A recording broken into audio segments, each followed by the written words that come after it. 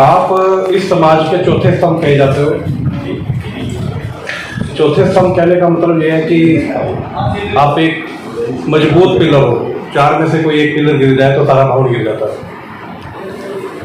क्यों हो आप चौथा स्तंभ? क्योंकि जो बीमारी, जो सारे विश्व में कोरोना जो हुआ, उससे आप लोगों का एक नया चरित्र सामने आया है।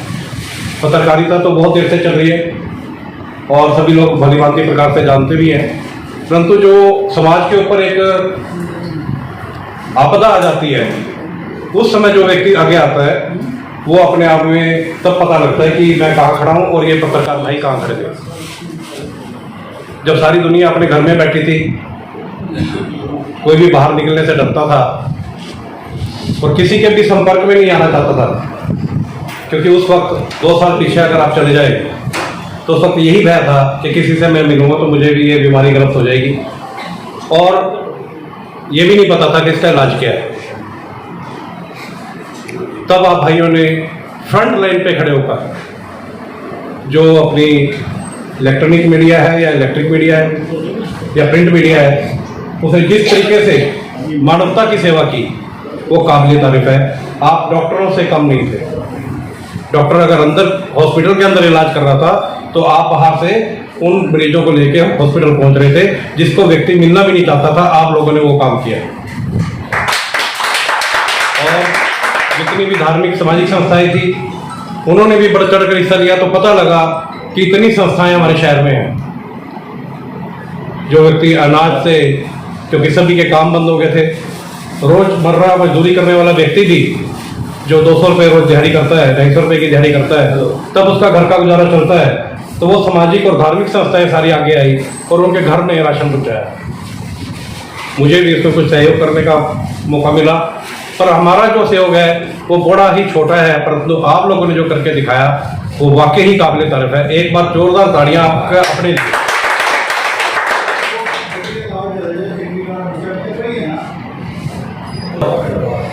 मेरा आप लोगों का एक रिश्ता पत्रकार का और किसी कैंडिडेट का या किसी समाज सेवी के रूप में नहीं है। आपने मुझे भाई समझ के प्यार किया और वो मुझे मान इज्जत वो दी, शायद किसी को सोचा भी नहीं होगा कि इसी मान इज्जत भी आप लोगों से किसी व्यक्ति को मिल सकती है। इसके लिए मैं आप लोगों का बहुत बहुत आभारी हूँ कि जिन्होंने मेरे साथ बढ़कर, देखिए कोई भी काम करना होता है कि आपके बिना नामुमकिन है उस काम को करना। आप जनता की आवाज सरकार तक पहुंचाते हो।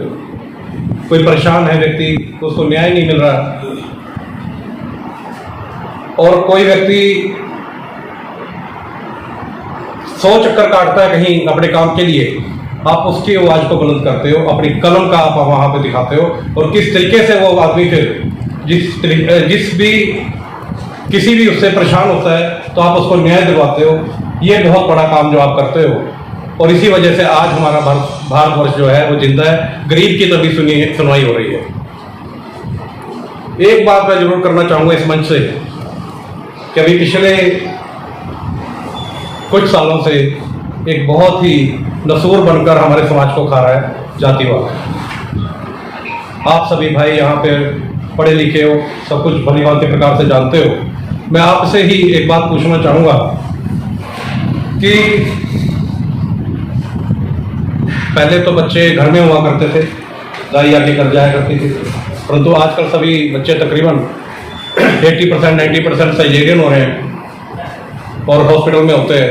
10-10 15-15 बच्चे अच्छे हॉस्पिटल में हो तो एक दिन में डिलीवरी होती है, और उसके ऊपर एक रबर बैंड लगा दिया जाता है, एक बैंड बांध दिया जाता है बच्चे के ऊपर, जिस टेबल पे जिस उसका बच्चे की माँ का जो पलंग है उसका नंबर उसको दे दिया जाता है। उससे बच्चे से उसकी पहचान होती है, क्योंकि पहले 15 दिनों में बच्चा कोई भी शक्ल वो नहीं रखता, हर रोज उसकी शक्ल चेंज होती है। 15 दिन के बाद आप बच्चा पहचान सकते हो मेरा कौन सा है। अगर उसका एक बैंड हम एक कलाई से हटा के दूसरी कलाई पे कर दे और उसका दूसरे पे कर दे तो मेरे ख्याल पता भी ना लगे कि वो किसका बच्चा है, बनिए का है, जाट का है, पंजाबी का है, किसका है, क्योंकि तब तक उसका कोई जात पात नहीं होती। जिस घर में वो पैदा हुआ उसका उसकी जाति से है, सबसे पहले हम मानव हैं। परंतु जो आजकल चल रहा है, जिस युग में हम जी रहे हैं, हम आगे की तरफ बढ़ रहे हैं और पता नहीं कौन सी खाई और कौन सा किनारा दूर दूर होता जा रहा है कि हम एक समाज में ही बंध के रह गए हैं कि हमारा समाज मानवता को छोड़ के हम जातिवाद पे ज़्यादा आगे हैं। और क्यों आगे कैसे होता जा रहा है। बहुत कोशिश की जा रही है, ऐसा नहीं है कि कोशिश नहीं की जा रही इसको ख़त्म करने की, परंतु जितनी ज़्यादा कोशिश कर रहे हैं उससे कई गुना ज़्यादा वो खाई गहरी होती जा रही है। तो मेरी आप सब पत्रकारों भाइयों से यही प्रार्थना है कि इस खाई को जितना जल्दी दूर कर देंगे और जितना इसका जल्दी समाधान कर देंगे, क्योंकि आपके कलम में ताकत है, आप कर सकते हो। मैं इसलिए ये वाली बात आपको कह रहा हूं, मैंने आज तक किसी भी मंच पे ये वाली बात नहीं कही कि हमें इसको दूर करना है, क्योंकि हम एक मानव बन के इस जीवन में आए हैं और मानव जो प्रवृत्ति है वो सभी के एक बराबर होती है। सभी के वो 2 आंखें, 2 कान, 2 नाक, सॉरी 1 नाक, 2 बाजुएं, 2 पैर होते हैं, सबके बराबर ही हैं। सबका परमात्मा ने मस्तिष्क देके भेजा है, सबके अंदर कोई ना कोई गुण देके भेजा है। तो हम इस जातिवाद को खत्म करें, एक परंतु हमने आज ये लेना। अगर आप मेरी इस बात से सहमत हो तो हमें ये किसी भी प्रकार की बात नहीं करनी। मुझे भी बड़ी शर्मिंदगी महसूस होती है कि आज यहाँ सभी जाति के लोग बैठे हैं और हम बड़े प्यार से बैठे हैं, परंतु यहाँ से कोई 4 बनिए अगर इकट्ठे हो जाएं, हमने बनिए के लिए करना है, पंजाबी इकट्ठे हो जाए तो हमने पंजाबी के लिए करना है। होती है ये बात, आपको शायद मेरी बात ये बुरी लगेगी, पर जहाँ कोई 4 व्यक्ति एक ही उसके बैठे हो तो ये बात होती है।